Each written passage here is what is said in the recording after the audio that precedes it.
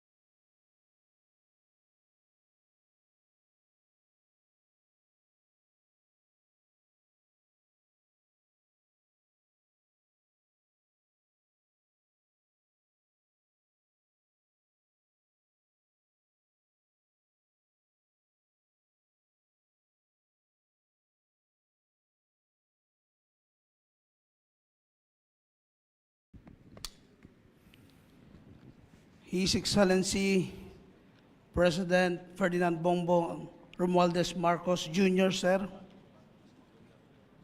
Speaker Ferdinand Martin Romualdez, Secretary Antonio Lagdameo, Secretary Lopez III, Secretary Cheloy Garfield, Retired Justice Agnes Divanadera, former Governor Johnny Cua, the chairperson of PCSO, Emmanuel Ledesma, the President of PhilHealth, Vice Governor Lilia Pineda, our LPP Chairman, Governor Dakila Carlo Coa, LPP Executive Vice President, Governor Susan Yap, sa lahat ng mga kapwa nating gobernador na nandito at sa ating mga bisita, isang napakagandang umaga sa ating lahat.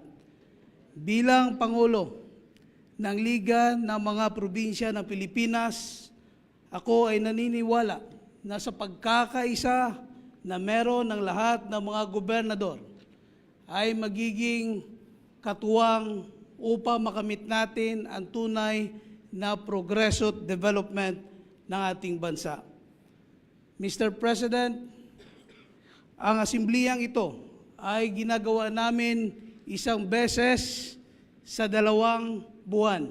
Once every 2 months dahil naniniwala kami na kailangan makaharap ng mga gobernador ang mga national government agency para maipresenta ang mga programa at proyekto ng iba't ibang ahensya para magkakaroon ng alignment ang programa at direksyon ng local government units, lalong-lalo na ang mga probinsya sa buong Pilipinas. Kailangan natin ma-align ang direksyon ng mga national government agency at ang direksyon ng local government units para makamtan ang adikain ng ating mahal na Pangulo na kung saan ay masisiguro natin na sa pagkakaisa na palagi nating panawagan ay magiging susi para sa tuloy-tuloy na progreso at development ng ating bansa. Sa muli, let us unite for progress and development sa ating bansa. And sa muli, welcome to the LPP 4th General Assembly. Maraming salamat. Thank you, Governor Tamayo. At this point, may we request House Speaker Ferdinand Martin Romualdez to give us a message and introduce our guest of honor.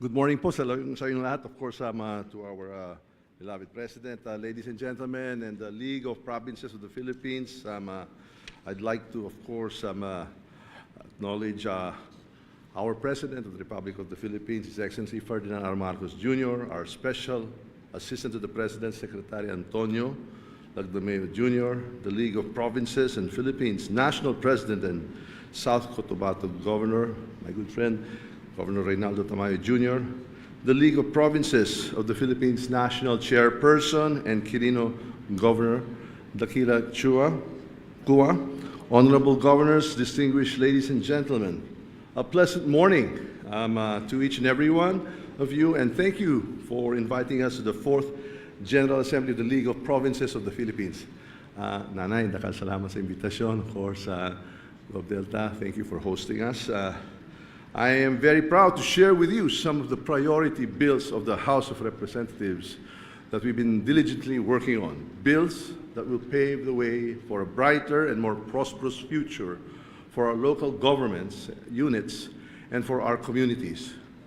We've worked on these bills as part of our commitment to President Ferdinand R. Marcos Jr.'s commitment that the 19th Congress will be a steady and reliable partner of his administration in uplifting the living condition of our people. I'm happy to report to you that the House of Representatives have already approved on third and final reading House Bill number 6557, which seeks to legislate and institutionalize an income classification system that is reflective of the financial capability of local government units. Another LEDAC priority bill that we passed on third and final reading is House Bill number 7006, or an act providing for a Magna Carta for barangay health workers. Likewise, we approved on final reading House Bill number 7354, which mandates the establishment of safe, fully equipped, and fully operational evacuation centers in every city and every municipality. Additionally, the House of Representatives is committed to enhancing disaster resilience and preparedness in all our provinces. Therefore, we are pushing for the enactment of a law of a bill which I filed, creating the Department of Disaster Resilience. We had also approved on third and final reading and have transmitted it to the Senate the bill establishing the Negros Island region. This legislation outlines the governance structure, powers and responsibilities, and resources allocated to the revived NIR, ensuring effective coordination, enhanced service delivery, and equitable development. Another priority that we had already approved in third reading is the bill establishing an on-site, in-city, near-city, or off-city local government resettlement program for informal settler families. We are also deliberating on another priority measure that seeks to create a mandatory position for Human Resource Management Officer and Business Permit Licensing Officer in local government units. These positions ensure efficient management of human resources, streamline business permit licensing processes, promote good governance and accountability, and enhance professionalism and specialization. My dear friends, these priority bills are just a few of the many initiatives of the House of Representatives, and we are working on to support our local government units. We understand the challenges that you face, and we are committed to providing the necessary legislation and support to empower our provinces, cities, and municipalities. We believe that by working together, we can create an environment where our local government units can thrive, our communities can prosper, and every Filipino can enjoy a better quality of life. In closing, I want to express my gratitude to the League of Provinces of the Philippines for your unwavering dedication and commitment to public service. The House of Representatives stands as your ally and advocate, ready to work hand in hand with you to champion and the legislation that will bring about positive change in our provinces. Together, let us build a future where our local government units are empowered, our communities are resilient, and the aspirations of every Filipino are realized. Thank you, and may we continue to work together for the progress and prosperity of our provinces and our beloved nation, the Philippines.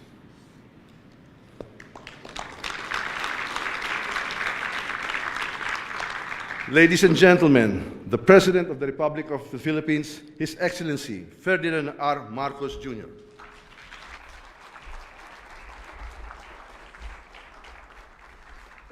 Thank you very much to our Speaker of the House of the Representatives. I won't make any comments about the speakership as of yet. Please take your seat. The Special Assistant to the President, Secretary Anton Lagdameo, League of Provinces, the President, National President, South Cotabato Governor, Governor Jun Tamayo, the League of Provinces of the Philippines National Chairman, and Quirino, Governor Dax Kua, the officers and members of the League of Provinces of the Philippines, my fellow workers in government, and that is a very important part of what we are what we are trying to achieve is this continuity and the coordination with all workers of government.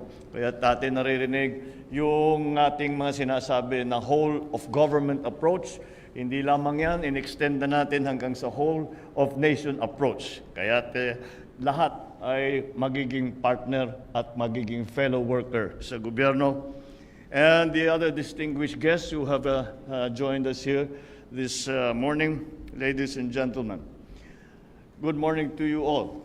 So I thank you very much for this kind invitation. I'm happy that I was able to attend. The reason I am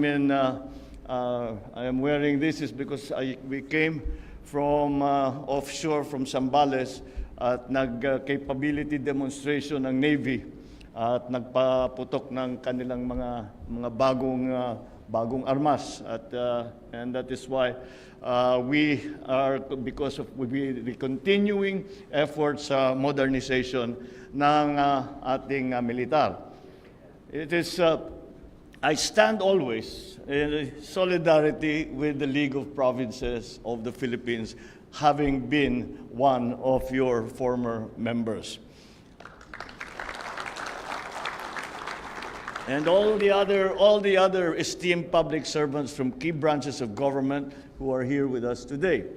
This General Assembly conveys the themes of patriotism and national interest, which we have auspiciously worked to continue to promote during the first year, the upcoming first year, magpo 1 year na ang itong administrasyon, and certainly for your own provinces and for your own political cycles that you will be facing soon.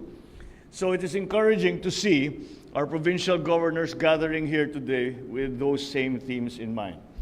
And it has always been my advocacy, and those of you who have known me since before, na senador pa ako, congressman pa ako, kahit na ng governor ako, it has always been my aspiration that national government and local government work together well. And it is the change that I have tried to institute, in that generally the tendency over the past few years has been for national government to make decisions for local government. And sometimes those decisions that we find, tayo mga gobernador mag-i-implement, tayong gagawa ng anong bagong batas to fill the new functions. So this is this I think is the continuing theme that we are always talking about. Sabi ni Gov. Jun, ganun din, that the unity, the same thing with the coordination with the House of Representatives and the whole of Congress, also the Senate. Ay dapat talaga hindi lang national government ay nag-uutos sa ating mga probinsya, sa ating mga lungsod, sa ating mga bayan, kung hindi ay dapat mapakinggan ang mga suliranin ng ating mga gobernador, lahat ng ating mga local executives. And I think we are starting to achieve that. We are starting to see that we put in line with the we put in line the programs and projects of the national government and coordinate with the local government. And it's a two-way street. Merong sinasabi yung national government, meron kaming plano, at sinasabi this is the part that your province needs to play. This is what we need from you, from the governor, from the city mayors, from the even the municipal mayors. But mostly, siyempre, governors ang kailangan nagmamando because whatever happens in the province, it is because it is the initiative or it is because of the work of the governor. And so that you are very much the lead. You are very much the lead in bringing whatever programs that we have, bringing them to the people. Kaya napaka-importante yan. So now we begin to achieve that because I went back to the old system, the system that I was accustomed to when I was governor, and that is the system of our development councils, the PDCs, the provincial, hanggang regional, all the way up to NEDA. And that's the best way for us to coordinate. Look, the past few years, for example, let me give us as a concrete example, Farm to Market Road. Sa nakaraang ilang taon, may magre-request Farm to Market Road na papagbigyan. Meron dito, napapagbigyan. Pero walang overall na plano. At hindi natin na-identify kung saan talaga yung area na dapat puntahan ng FMR. Kaya't ngayon, ay binabago na natin yan at pinagsisynchronize natin kung ano man ang programa ng national government para maging maximize naman tayo yung ating mga ginagawa.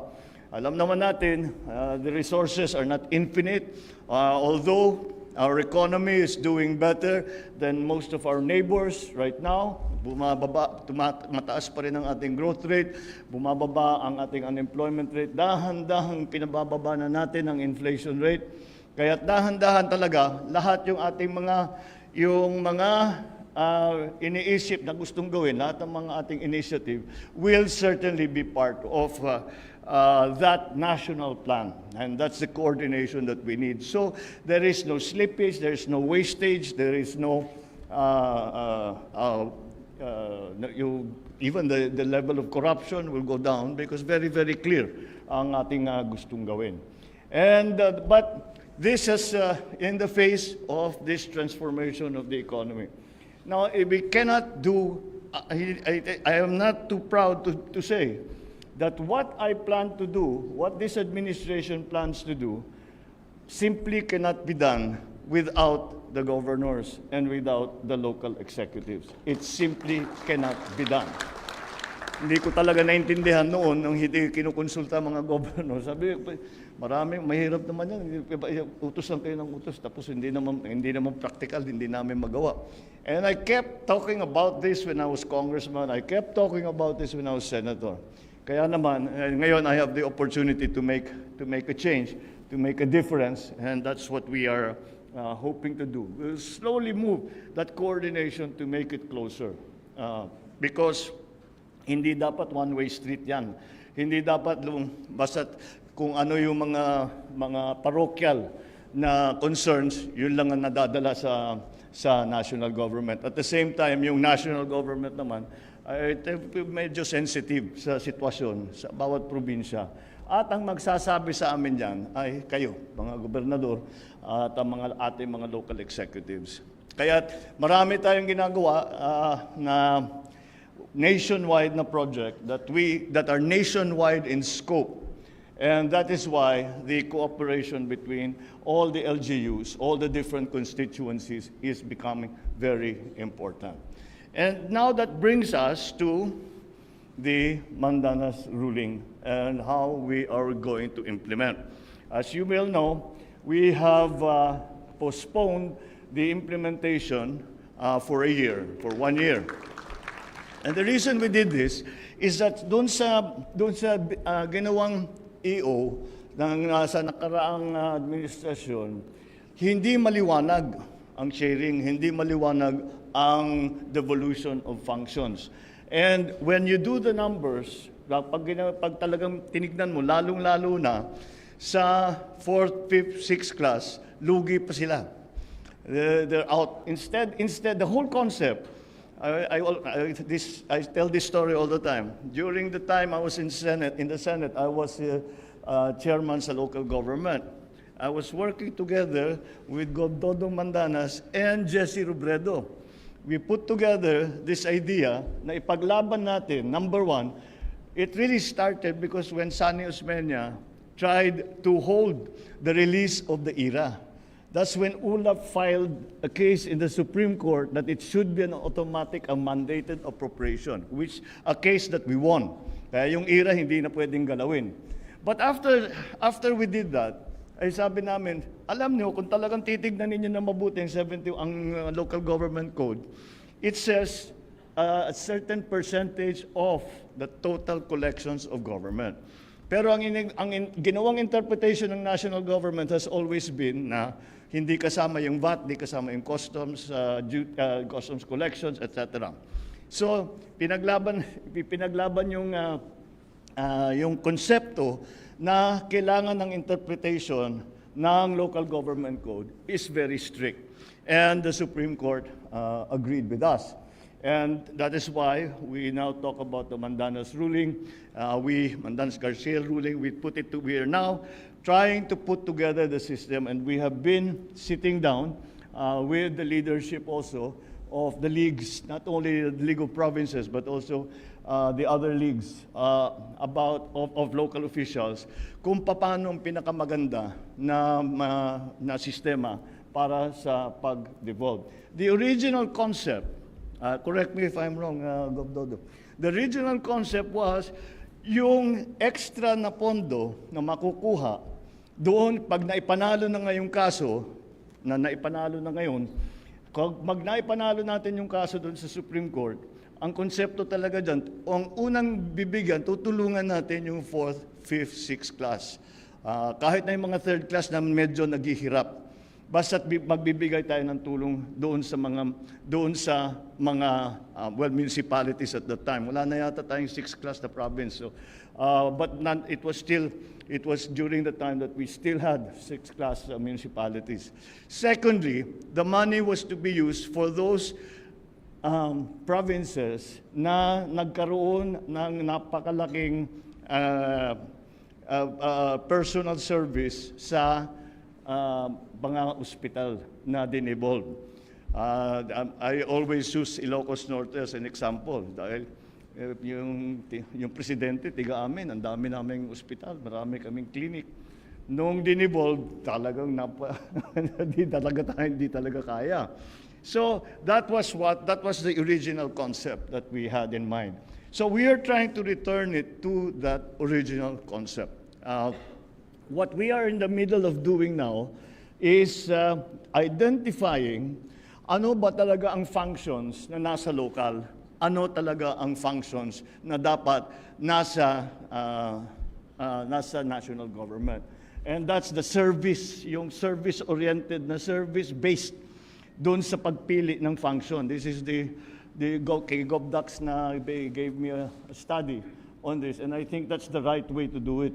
Na ang titignan natin, talaga naman, very, very easily identifiable ang mga services na dapat talaga ay manggaling sa probinsya. Meron din dyan na hybrid. Hindi lang probinsya. It is supposed to be a joint effort between the province and the national government. So that is what we are trying to calibrate now.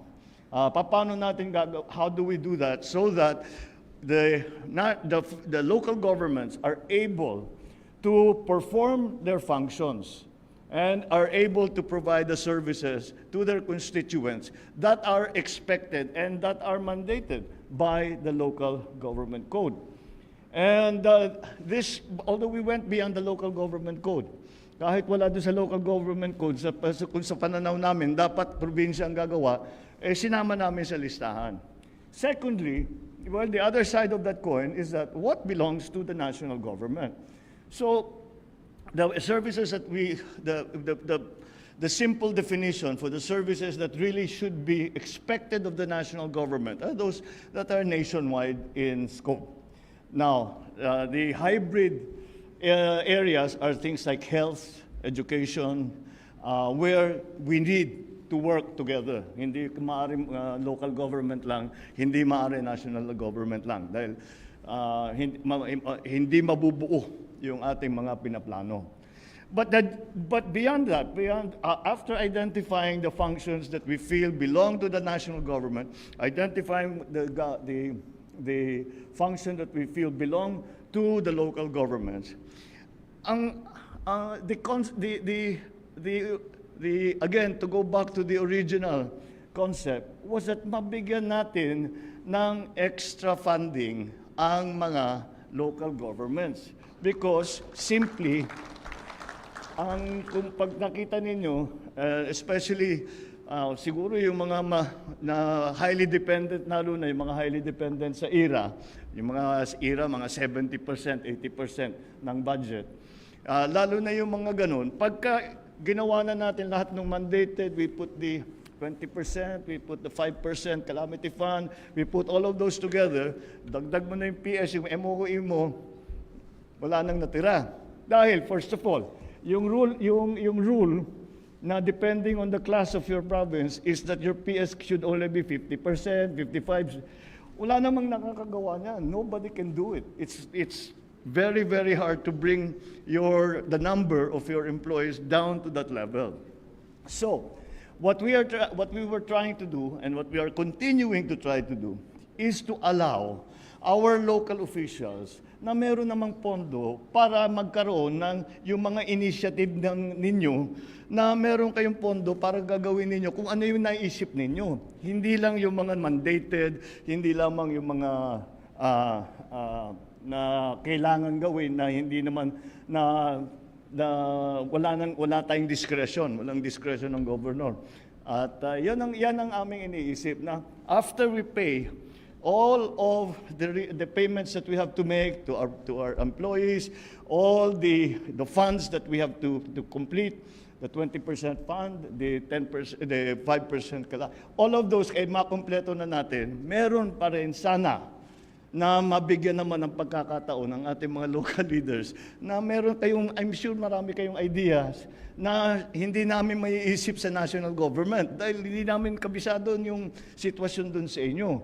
At hindi namin alam kung paano solusyonan kung meron mang problema, kung paano solusyonan yan, kailangan magtulungan tayo. So that's where we need the initiative of our local government.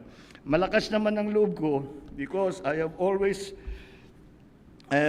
declared that some of the best talent that I have ever come across in government comes from the local government. Marami talagang magaling na governor, maraming magaling na city mayor, marami talagang lahat niya pwede mag-senador. But they prefer not to. So this is the general idea what we are trying to do. Now, we postponed for 1 year dahil sa palagay namin, since the fund the IRA will be based on the 3 years before, napakaliit naman ng koleksyon in the 3 years ago. So hindi talaga kung kahit na i-implement natin, hindi magkaka-effect sa IRA ninyo. So sabi namin, let's take the time and postpone it for another year. We gave ourselves until the end of this year, of 2023. We gave ourselves until the end of this year. And we will then I will then sign another executive order putting into place all and defining very clearly which of these services, which of the functions belong to the local government and which belong to the national government. It does not mean na walang madidevolve. Merong mga madidevolve na function. Pero ang kaibahan dito, yung pag-devolve ng function, may kasabay ng item, may kasabay na funding, may kasabay na training. Useless naman, sulat kami ng sulat ng batas, tapos kung ano-ano, you have to organize a housing, you have to have a housing board or something. Sabi ko, wala naman dito sa amin, wala namang expert sa housing. So kung sino yung mga department head mo, yun na lang ilalagay mo, di ba? That's always what happens.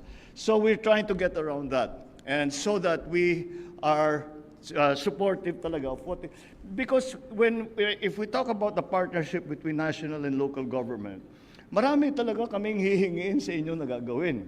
But at the same time, we have to also give you the capability. So you have to have the people who can do it, the people who are trained.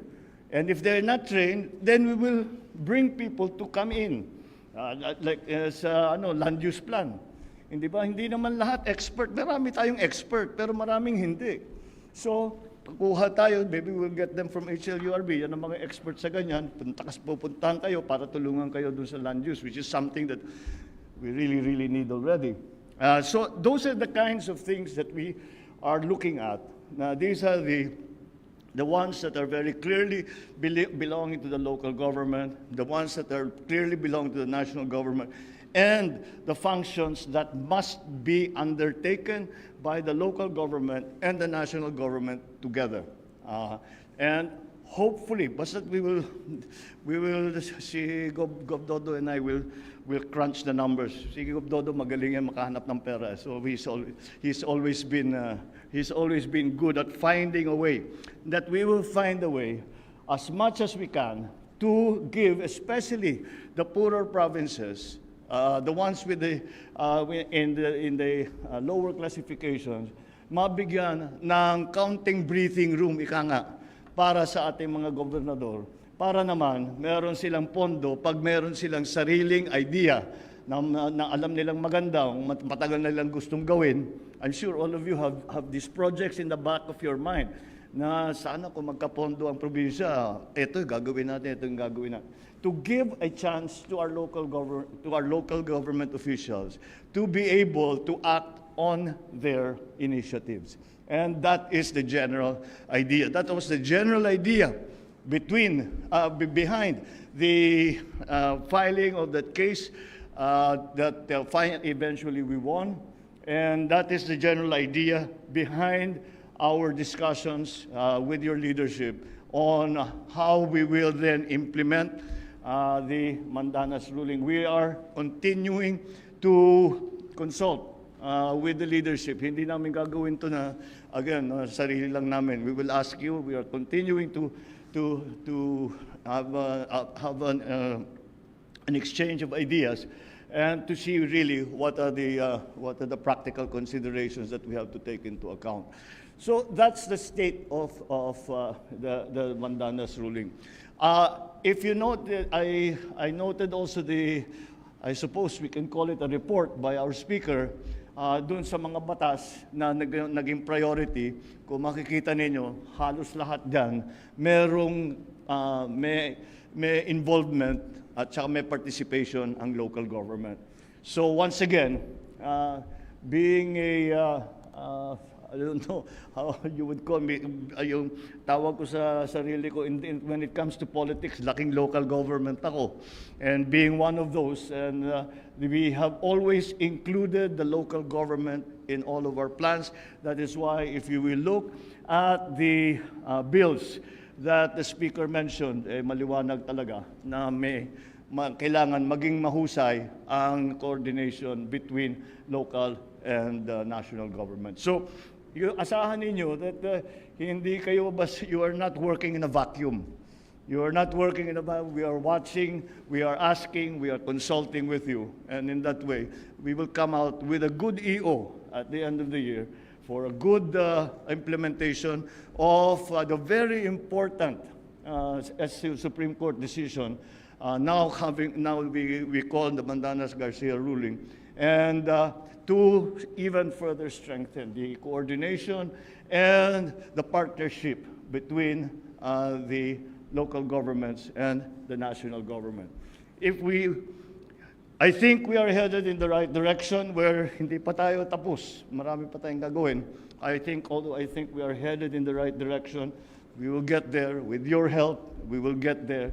And this will be to the benefit of all our constituents. So let's keep that partnership strong and let's work hard.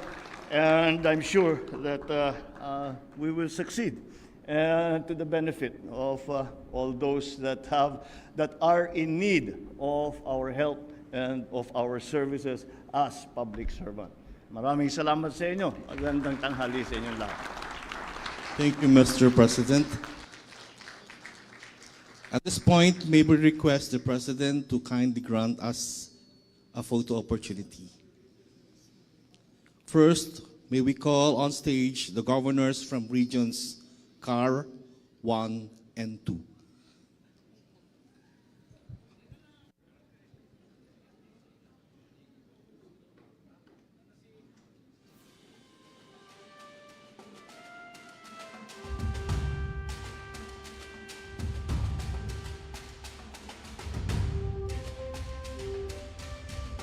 Governors from regions 3, 4A, 4B, and 5, please stand by and prepare.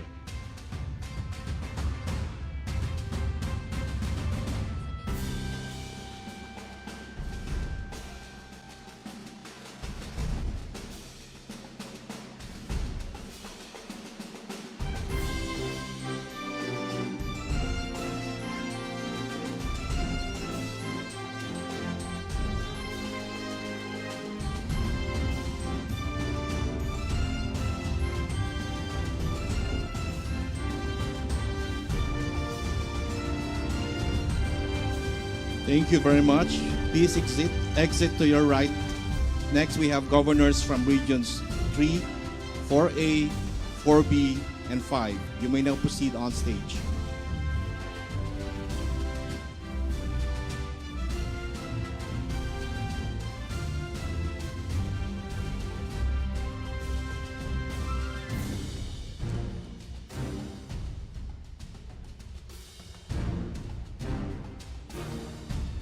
Governors from Visayas and Mindanao, please stand by and prepare.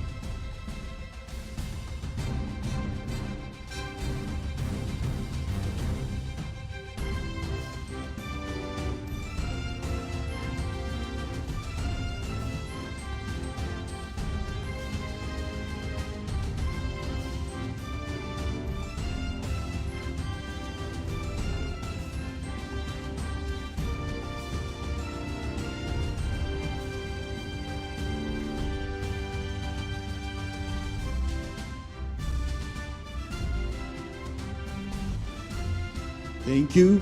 Please exit to your right. Next, can we call on governors from Visayas and Mindanao?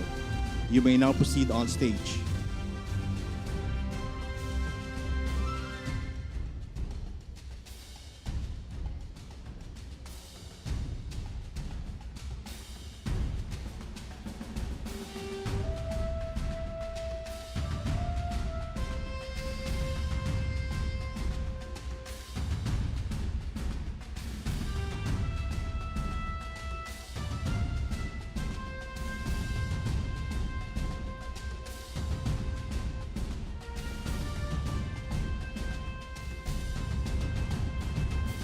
LPP National Regional Chairperson, please stand by and prepare.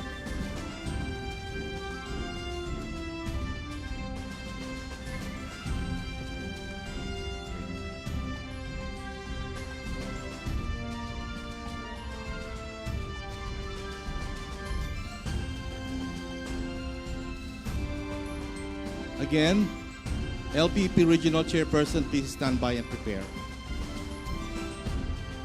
Thank you. Kindly exit to your right. LPP National Chairpersons, please proceed to the stage.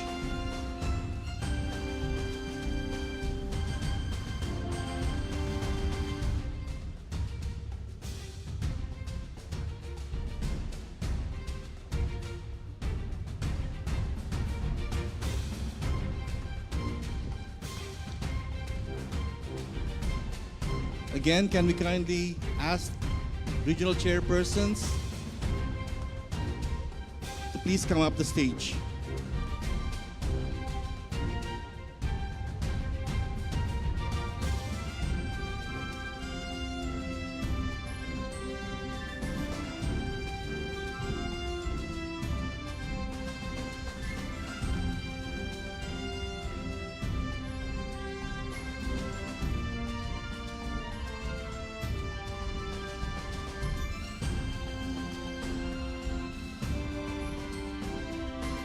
LPP Secretariat, please stand by and prepare.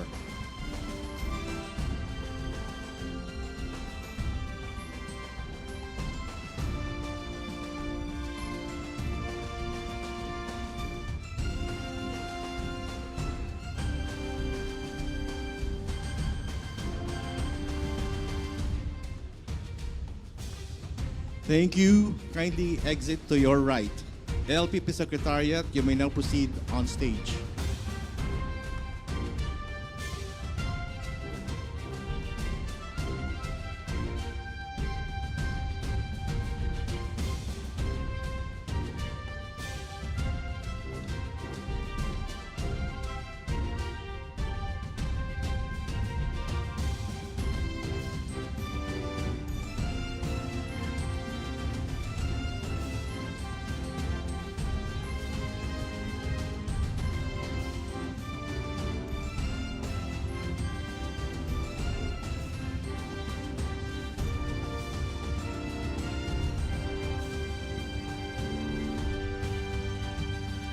Thank you. Please exit to your right.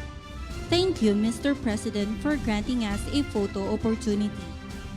That concludes our program. Thank you, Mr. President, for gracing the event today.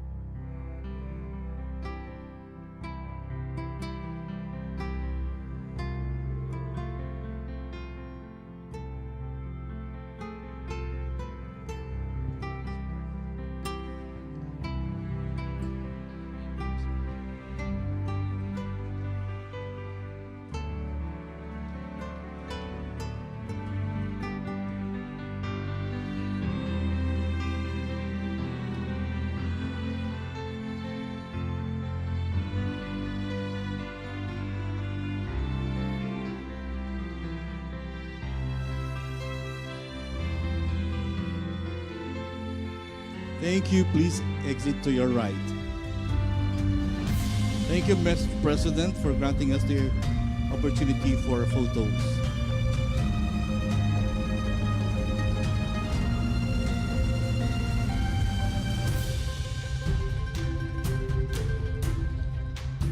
Once again, ladies and gentlemen, His Excellency Ferdinand Air Marcos Jr.